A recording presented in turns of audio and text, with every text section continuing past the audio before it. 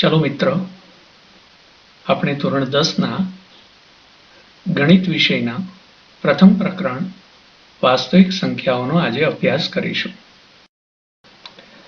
વાસ્તવિક સંખ્યાઓમાં ધોરણ 9માં આપણે ઘણી બાબતો છે એ શીખી ચૂક્યા છીએ. આજે ભાગ પ્રવિધિ શું છે એ સમજીશું. પૂર્ણાંક સંખ્યાઓની ભાગ પ્રવિધિ એ ભાગફળ અને શેષ મેળવવાની પદ્ધતિ છે. ભાગ પ્રવિધિના મુખ્ય બે સંસ્કરણો છે. પહેલું, ભાગ પ્રવિધિ. આપેલ પૂર્ણાંકો a અને b જ્યાં b ≠ 0 માટે અનન્ય પૂર્ણાંક q અને r એવા મળે કે જેથી a બરાબર bq + r જ્યાં 0 r માનાંક b શરતને આધીન આ પ્રવિધિ પૂર્ણાંકોના દરેક ભાગાકાર માટે વાપરી શકાય છે. જ્યાં a ને ભાજ્ય, b ને ભાજક, q ને ભાગફળ અને r ને શેષ કહે છે. બીજું સંસ્કરણ છે યુક્લિડનું ભાગાકારનું પૂર્વ પ્રમેય. યુક્લિડનું ભાગાકારનું પૂર્વ પ્રમેય પ્રમેય નંબર 1.1 થી દર્શાવેલ છે. આપેલ ધન પૂર્ણાંકો a અને b જ્યાં b ≠ 0 માટે અનન્ય અનઋણ પૂર્ણાંકો q અને r એવા મળે કે જેથી a બરાબર bq + r જ્યાં 0 ≤ r b છે. અનઋણ પૂર્ણાંકો q અને r એટલે કે q અને r ઋણ ન હોય અને r શેષ એ હંમેશા 0 કે 0 થી વધારે અને ભાજક b કરતા હંમેશા ઓછી હોય. ઉદાહરણ તરીકે 5 બરાબર 3 × 1 + 2. અહીં 5 એ ભાજ્ય છે, 3 એ ભાજક છે, 1 એ ભાગફળ છે અને 2 એ શેષ છે, જ્યાં 2 એ ભાજક 3 કરતા નાના છે. આપણે ભાગાકારની પ્રક્રિયા માટે મોટે ભાગે પ્રાકૃતિક સંખ્યાઓ માટે જ વાપરીએ છીએ, જેમાં યુક્લિડનું ભાગાકારનું પૂર્વ પ્રમેયનો વ્યાપક ઉપયોગ છે. જો આપણે ભાજક b બરાબર 2 લઈએ તો શેષ r એ 0 કે 0 થી વધારે અને 2 થી ઓછી એટલે કે r બરાબર 0 અને r બરાબર 1 મળે. જો r બરાબર 0 હોય તો ભાજ્ય a ને a બરાબર 2q એમ લખી શકાય. જો r બરાબર 1 લઈએ તો ભાજ્ય a ને a બરાબર 2q + 1 એ રીતે લખી શકાય. હવે અહીંયા એક બાબત આપણે નોંધીશું કે જો a બરાબર 2q હોય તો એને યુગ્મ પૂર્ણાંક કહે છે, એટલે કે બેકી પૂર્ણાંક કહે છે. અને જો a બરાબર 2q + 1 હોય તો એને અયુગ્મ પૂર્ણાંક એટલે કે એકી કહે છે. આ જ રીતે જો b બરાબર 3 લઈએ તો શેષ r એ 0, 1 અને 2 મળે એટલે કે ભાજ્યને આપણે આ રીતે લખી શકીએ: a બરાબર 3q અથવા a બરાબર 3q + 1 અથવા a બરાબર 3q. યુક્લિડની પ્રવિધિથી ગુસ્સા મેળવવાની રીત સમજીએ. ધારો કે c અને d ધન પૂર્ણાંકો છે, જ્યાં c ને d વડે ભાગીએ તો ભાગાકાર નીચે દર્શાવ્યા પ્રમાણે લખાય. સૌથી પહેલા c બરાબર dq0 + r0, જ્યાં r0 એ હંમેશા ભાજક d કરતા ઓછું હોય છે. જો અહીંયા r0 છે એ 0 ન હોય તો આ જ પ્રક્રિયા આગળ વધારતા પ્રથમ પદનો ભાજક એ બીજા પદનું ભાજ્ય બને છે અને પ્રથમ પદની શેષ r0 એ બીજા પદમાં ભાજક r0 બને છે. એટલે આપણે એને આ રીતે લખી શકીશું: d બરાબર r0 × q1 + R1.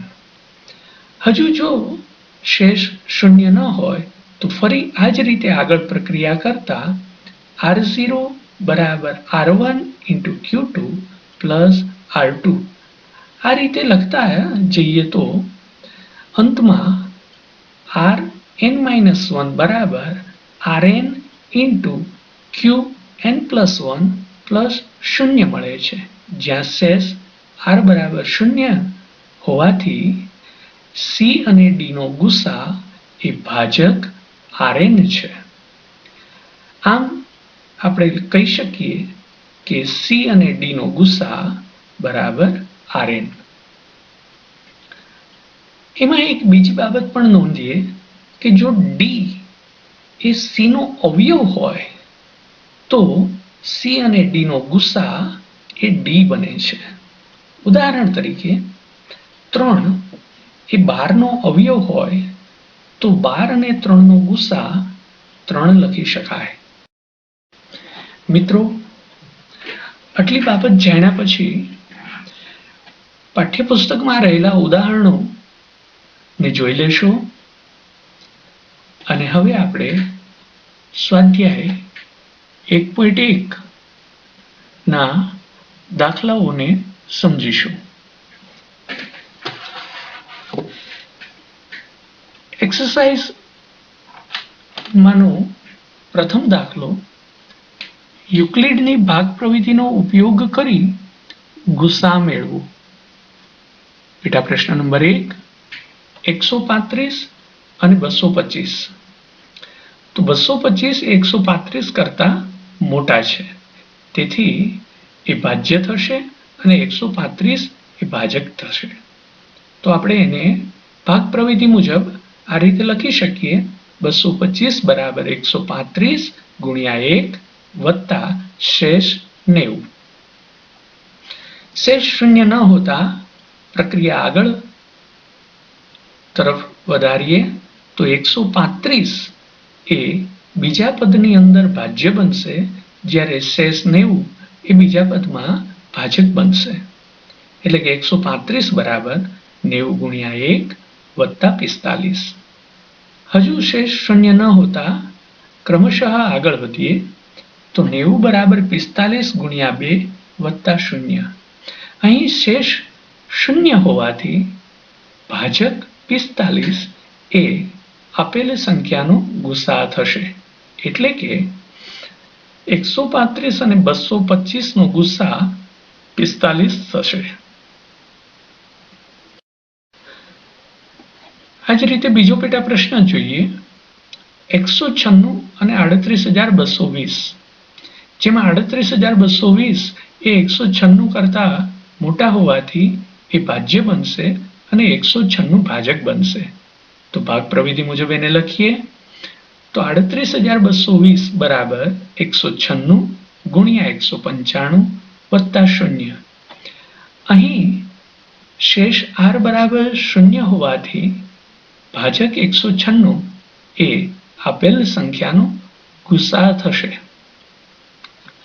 તેથી 196 અને 38,220 નો ગુસા બરાબર 196 લખી શકાય.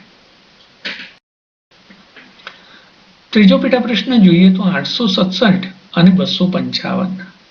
આમાં 867 એ 255 કરતા વધારે છે, તેથી ભાગ પ્રવિધિનો ઉપયોગ કરતા 867 બરાબર 255 ગુણ્યા 3 વત્તા 102. 255 બરાબર 102 ગુણ્યા 2 વત્તા 51. શેષ શૂન્ય ન હોતા હજુ આગળ પ્રક્રિયા કરીએ. 102 બરાબર 51 ગુણ્યા 2 વત્તા 0. અહીંયા શેષ શૂન્ય મળે છે, માટે 867 અને 255 નો ગુસા એ ભાજક 51 થશે. બીજો દાખલો, દર્શાવો કે કોઈ પણ અયુગ્મ ધન પૂર્ણાંક સંખ્યા કોઈક પૂર્ણાંક q માટે 6q+1 અથવા 6q+3 અથવા 6q+5 પ્રકારની હોઈ શકે. ધારો કે અયુગ્મ ધન પૂર્ણાંક a છે. યુક્લિડના પૂર્વ પ્રમેય મુજબ a બરાબર 6q પ્લસ r લખી શકીએ, જ્યાં b બરાબર 6 છે. તેથી શેષ એ 6 કે 6 થી ઓછી એટલે કે 0, 1, 2, 3, 4 અને 5 હોય. તેથી જો r બરાબર 0 હોય તો a બરાબર 6q પ્લસ 0 બરાબર 6q લખી શકાય, અથવા r બરાબર 1 હોય તો a બરાબર 6q પ્લસ 1 લખી શકાય, અથવા r બરાબર 2 હોય તો a બરાબર 6q પ્લસ 2 લખી શકાય. આ જ રીતે r બરાબર 3 હોય તો a બરાબર 6q પ્લસ 3 લખી શકાય. r બરાબર 4 હોય તો a બરાબર 6q પ્લસ 4 અને r બરાબર 5 હોય તો a બરાબર 6q પ્લસ 5 લખી શકાય. પરંતુ a બરાબર 6q પ્લસ 2 અને 6q પ્લસ 4 એ યુગ્મ પૂર્ણાંક સંખ્યાઓ છે, કારણ કે 6 એ 2ના ગુણકવાળી સંખ્યા છે. માટે 6q એ યુગ્મ સંખ્યા થઈ. 6q માં 2 ઉમેરીએ એટલે યુગ્મમાં યુગ્મ સંખ્યા ઉમેરતા યુગ્મ થઈ. પરિણામે 6q પ્લસ 2, 6q પ્લસ 4 એ યુગ્મ પૂર્ણાંક સંખ્યાઓ છે. તેથી માગ્યા મુજબ અયુગ્મ ધન પૂર્ણાંક a બરાબર 6q પ્લસ 1 અથવા 6q પ્લસ 3 અથવા 6q પ્લસ 5 એ સ્વરૂપમાં જ હોય છે. અહીં આપણને અયુગ્મ ધન પૂર્ણાંક સંખ્યા કહ્યું હતું, માટે એ આપણને 6q પ્લસ 1, 6q પ્લસ 3 અથવા 6q પ્લસ 5 પ્રકારની મળે છે. ત્રીજો દાખલો જોઈએ તો એક લશ્કરનું 616 સભ્યોનું જૂથ લશ્કરના બેન્ડના 32 સભ્યોની પાછળ કૂચ કરી રહ્યું છે. બંને જૂથ સમાન સંખ્યાના સ્તંભમાં કૂચ કરી રહ્યા છે. તે જે સ્તંભમાં કૂચ કરી રહ્યા છે તેવા કોઈપણ સ્તંભમાં મહત્તમ કેટલા સભ્યો હશે? અહીં આપણને મહત્તમ સભ્યો કહ્યા છે, એનો અર્થ એ થયો કે 616 અને 32નો ગુસા શોધવો પડે. એટલે યુક્લિડના ભાગાકારના પૂર્વ પ્રમેય અનુસાર આપણે એમનો ગુસા મેળવીએ. તો 616 એ 32 કરતા મોટા હોવાથી 616 ને આપણે 32 ગુણ્યા 19 વત્તા 8 સ્વરૂપે લખી શકીએ. 32 બરાબર 8 ગુણ્યા 4 વત્તા 0. અહીં શેષ 0 હોવાથી ભાજક 8 એ ગુસા થશે. એટલે 616 અને 32નો ગુસા 8 થાય. એનો અર્થ એ થયો કે દરેક સ્તંભમાં મહત્તમ 8 સભ્ય હશે. ચોથો દાખલો જોઈએ તો યુક્લિડની ભાગ પ્રવિધિનો ઉપયોગ કરી દર્શાવો કે કોઈપણ ધન પૂર્ણાંકનો વર્ગ કોઈપણ પૂર્ણાંક m માટે 3m અથવા 3m વત્તા 1 સ્વરૂપમાં હોય. ધારો કે કોઈ ધન પૂર્ણાંક સંખ્યા x છે, તો x એ 3q પ્લસ 1 અથવા તો 3q પ્લસ 2 સ્વરૂપમાં હોય, કારણ કે અહીંયા b બરાબર 3 છે, માટે શેષ 0, 1 અથવા 2 મળી શકે. તેથી x એ 3q પ્લસ 1 અથવા 3q પ્લસ 2 સ્વરૂપમાં હોય. ધારો કે x બરાબર 3q હોય તો આપણને કહ્યું છે ધન પૂર્ણાંકનો વર્ગ, એટલે બંને બાજુ વર્ગ લેતા x વર્ગ બરાબર 3q હોલ સ્ક્વેર. કૌંસ છોડીએ x વર્ગ બરાબર 9q વર્ગ. 9 ને આપણે 3 ગુણ્યા 3ના સ્વરૂપમાં લખીએ તો x સ્ક્વેર બરાબર 3 કૌંસમાં 3q વર્ગ. તેથી x સ્ક્વેર બરાબર 3 ગુણ્યા m, જ્યાં કૌંસમાં રહેલી સંખ્યા 3q² બરાબર m લઈએ તો x² બરાબર 3m મળે છે, જે પરિણામ 1 છે.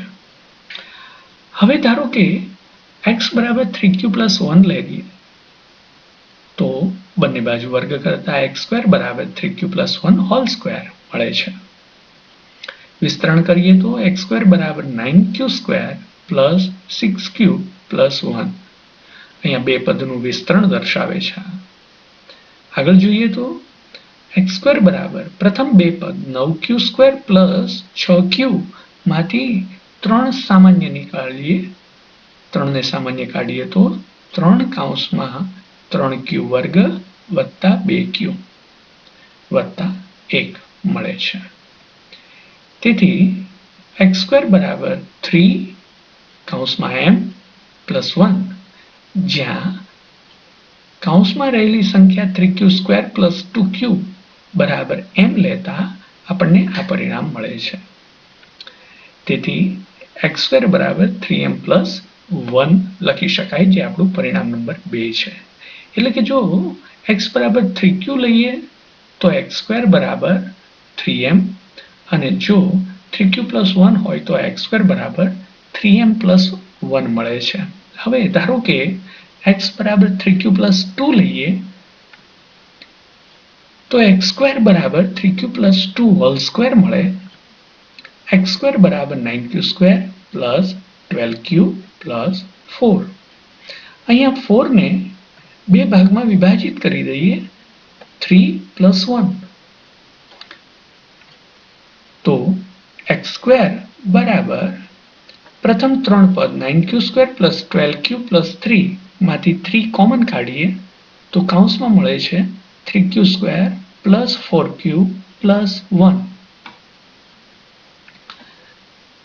કૌંસમાં રહેલી સંખ્યા 3q² + 4q + 1 બરાબર m લેતા x² બરાબર 3m + 1 મળે, જે આપણું પરિણામ નંબર 3 છે. આમ કોઈ ધન પૂર્ણાંક સંખ્યા x લઈએ તો એનો વર્ગ એ 3m અથવા 3m + 1 સ્વરૂપમાં હોય છે.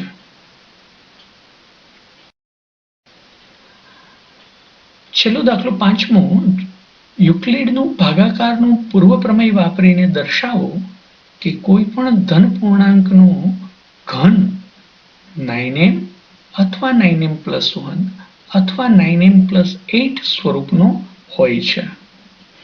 ફરી ચોથા દાખલાની જેમ જ આપણે કોઈ ધન પૂર્ણાંક સંખ્યા ધારી લઈએ. ધારો કે x કોઈ પણ ધન પૂર્ણાંક છે અને b બરાબર 3 હોય તો ભાગાકારના પૂર્વ પ્રમેય અનુસાર x એ 3q + 1 અથવા 3q + 2 સ્વરૂપમાં હોય.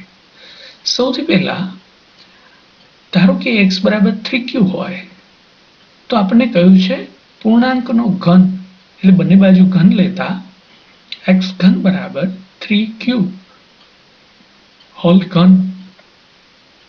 વિસ્તરણ કરીએ તો x³ બરાબર 27q ક્યુબ, એટલે કે x³ બરાબર 27q નો ઘન. 27 ને આપણે 9 × 3 ના સ્વરૂપમાં દર્શાવીએ તો 9 / 3q³. 3q³ બરાબર m લેતા આપણને પરિણામ મળશે x³ બરાબર 3m, જે આપણું પ્રથમ પરિણામ છે. હવે ધારો કે x બરાબર 3q + 1 લઈએ અને બંને તરફ ઘન કરીએ તો x³ બરાબર 3q + 1 કૌંસ પર ઘન. વિસ્તરણ કરીએ તો x³ બરાબર 27q³ + 27q² + 9q + 1 મળે. પ્રથમ 3 પદમાંથી 9 સામાન્ય કાઢીએ તો x³ બરાબર 9 કૌંસમાં 3q³ + 3q² + q મળે. કૌંસમાં રહેલી કિંમત બરાબર m લેતા આપણને x³ બરાબર 9m + 1 એ આપણું બીજું પરિણામ છે. હવે ધારો કે x બરાબર 3q + 2 લઈ અને બંને બાજુ ઘન કરીએ તો એક્સ ઘન બરાબર 3q વત્તા 2 કૌંસ પર ઘન. વિસ્તરણ કરીએ તો એક્સ ઘન બરાબર 27q ઘન વત્તા 54q વર્ગ વત્તા 36q વત્તા 8 મળે છે. પ્રથમ ત્રણ પદમાંથી 9 સામાન્ય કાઢતા એક્સ ઘન બરાબર 9 કૌંસમાં 3q ઘન વત્તા 6q વર્ગ વત્તા 4q પ્લસ 8. કૌંસમાં રહેલી સંખ્યા બરાબર m લઈએ તો આપણને મળે છે એક્સ ઘન બરાબર 9m વત્તા 8. અહીં પરિણામ 3 એ 9m વત્તા 8 દર્શાવે છે. આમ કોઈ પણ ધન પૂર્ણાંકનો ઘન 9m અથવા 9m વત્તા 1 અથવા 9m વત્તા 8 સ્વરૂપનો હોય છે. મિત્રો, અહીં આપણો સ્વાધ્યાય 1.1 છે. Thank you. ફરી મળીશું બીજા વિડીયોમાં. Good morning. Have a nice day. આવજો.